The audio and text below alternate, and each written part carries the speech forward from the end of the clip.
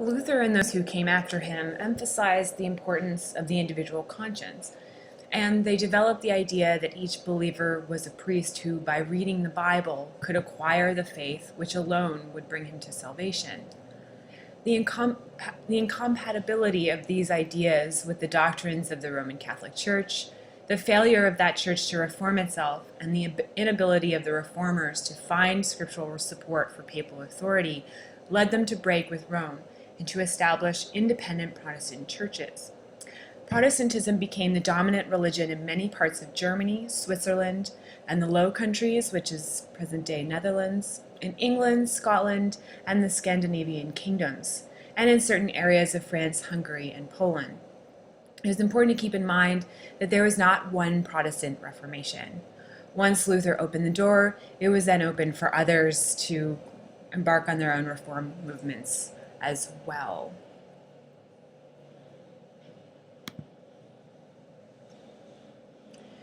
In response, Catholic reformers initiated their own movement, answering a call by many clergy to reform the church without destroying its structure. This had actually begun before Luther, but there was a new immediacy with the threat of Protestantism. There was a desire by many within the church to eliminate corruption, educate the clergy, and reclaim allegiance by those who had been swayed by Protestantism. Missionaries were sent into many places. These were known as, often these are Jesuits, where Protestant belief had taken hold. The Council of Trent was a series of meetings held with the elite of the clergy from 1545 to 1563 to determine how to respond to Protestantism and to reform the Catholic Church. In this council, they rejected Protestant belief on every major doctrinal issue and reaffirmed that faith and works lead you to heaven. They also reaffirmed the use of penance and upheld both scripture and tradition as the ultimate authority. They also upheld the seven sacraments, the importance of the saints and their relics, such as some of them that are pictured here. So here's the basic movements within the Counter-Reformation. You can take a minute and jot those down. And here you see some of the typical Catholic relics, which were thought to possess a certain type of power. These were often, throughout the Protestant Reformation, things that were destroyed in the movement to eliminate Catholic belief in certain parts of Europe. In England, for example, they would destroy churches and stained glass windows, such as those pictured here. Catholic leaders also became more adamant about enforcing their position against heretics, which of course has implications for the witch hunts that would arise just after this. And of course, according to Catholics, the Protestants were the worst heretics of them all. The Inquisition was established in order to investigate such suspected heretics. They made a prohibited books index to record books that were counter to the Catholic faith, and these books were subsequently destroyed. Here you see the title page for the prohibited book index.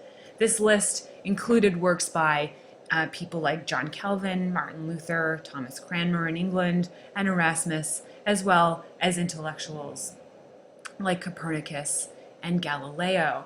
And often these books would be taken out and publicly burned as a demonstration of Catholic power over Protestants. And here you see an early modern depiction of just such an event. Catholic military forces waged war against Protestants, especially in France. For instance, you can see this in the violence of the St. Bartholomew's Day massacre that saw the execution of many prominent Huguenots in Paris, and Huguenots were just French Protestants. And here's a depiction of that. In 1572, this killing was ordered by the king, and the violence spread so that ordinary people began attacking their neighbors. Events like this served to cement the divide between Catholics and Protestants. And it wasn't just in terms of their religion, but also about political rule as well. And there was a number of religious wars in different places. Now here you see another depiction of the brutality that happened over the St. Bartholomew's Day massacre. And the various religious wars that happened in different places throughout Europe. Protestantism generally triumphed in areas where those in power stood to gain by rejecting the church's hold over them, such as England. I'm sure many of you are familiar with at least some of the events that happened around Henry VIII and his various wives. This is wrapped up in the triumph of Protestantism in England. Meanwhile, Catholicism prevailed in territories whose rulers had forged close political alliances with Rome, such as Spain and France. Another reason why Protestantism made significant inroads throughout Europe was the well-timed invention of the printing press, which coincided with Luther's Reform movement. Like the Reformation itself, this was one of the most significant developments of the early modern period and would have a reverberating impact throughout the 16th and 17th centuries. The invention of the printing press also helped to spread witchcraft beliefs amongst the educated, which many have argued was one of the reasons why witchcraft beliefs weren't able to turn into full-blown witch hunts. In the medieval period, books were copied by hand and only on parchment, which was animal skin. There was no conformity of text, so you get one book that could have multiple versions, and producing each text took a great deal of time and money. Manuscript books were also very expensive to buy, so you'd have a very limited audience that could purchase them. Between 1300 and 1400, you see the introduction into Europe of paper rather than parchment, and a spread of knowledge about how to make paper. Linen rags were used instead of parchment, which was much cheaper and easier to produce than using animal skins. And in 1454, there was the invention of movable type, and subsequently the Gutenberg Bible was printed, which was the first printed Bible of its kind.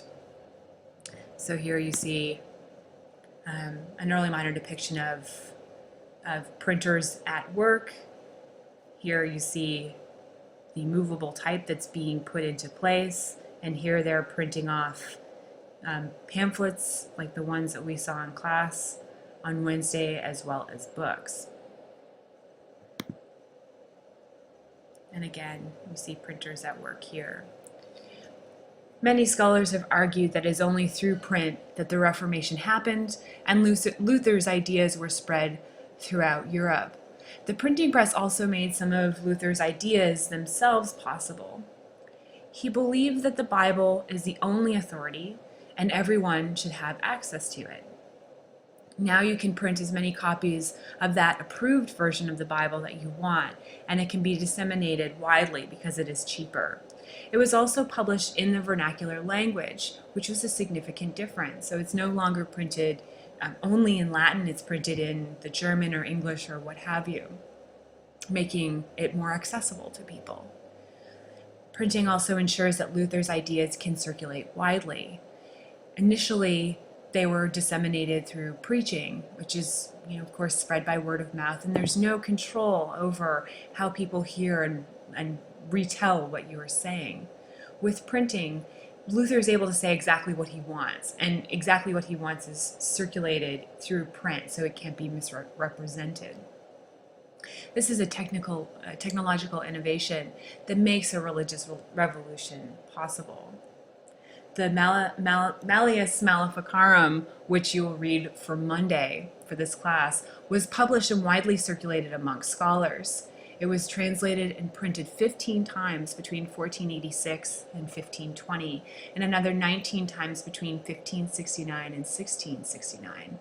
This, in some instances at least, allows for a certain amount of uniformity of belief about witchcraft, particularly as it relates to women. The proper role of the state was to enforce true religion, And there was a growing fear of religious dissidence, and many monarchs embraced the idea that every political unit should adhere to only one religion. There was no real distinction between religion and politics during this time. It was feared that religious minorities would engage in sedition. And there was a need for everyone to be the same religion as the king, to have political unity through unity and unification of religious belief. So heresy was seen as a political problem. You see this for monarchs like Henry VIII and Mary Tudor. For example, unorthodox belief or heresy became a crime against the state. Thus, there is a need to discover heretics. Crime is not simply a charge brought against one person towards another, so something that you do towards someone, but it is something that can be held within oneself. Your own beliefs can be a crime. The Catholic Church initiated the Inquisition to discover such heretical beliefs, and this was a judicial system established in 1542 by the papacy to regulate church doctrine in order to find and eliminate heretical beliefs and those who held them. The Spanish Inquisition persecuted Jews specifically. They were officially expelled from the country in the late 15th century, but there was still a fear that they were hiding in society, pretending or disguising themselves as Christians. Many thought that Jews converted to Christianity in order to keep their social positions, and the desire of the Spanish Inquisition was to find these new converts out and expose them for what they really were. People were encouraged to inform on their neighbors, and there were also people specifically employed to discover Jews and Muslims as well. Into the mid and late 16th century, the Spanish Inquisition tried and executed suspected Protestants. The threat of an inquisitorial investigation became a further tool in the hands of officials seeking to expand royal power, as it supported their desire to unite politics with religion. There's also Roman Inquisition, which we will talk a little bit more about this in our next class in terms of witchcraft. However, one of the important points to note here is that the Roman Inquisition condoned the use of torture in order to discover suspected heretics, to find out whether or not they were really telling the truth. This was one of the key reasons why witches were tortured and their examination. We can see an example of the inquisitorial process at work through the figure of Galileo, a historical figure I'm sure many of you know. He was a professor of math at the University of Padua, where he developed a telescope that enabled him to observe lunar mountains. He was a supporter of Nicolaus Copernicus, who postulated that the sun was the center of the solar system and not the earth, as was believed by the church and older scientific ideas. So we'll see these ideas represented in these slides. This is Galileo before the Inquisition, which he was brought before the Roman Inquisition in 1633. Because in 1632, he published a dialogue concerning the two chief world systems, the Ptolemaic and Copernican, for which he was summoned to Rome and forced to recant and sentenced to life in prison. He spent the rest of his life under house arrest, but did not stop publishing a further defense of his scientific ideas. It wasn't actually until 1992 that Galileo was vindicated, when Pope John Paul II publicly admitted that the Church had made a mistake in condemning him.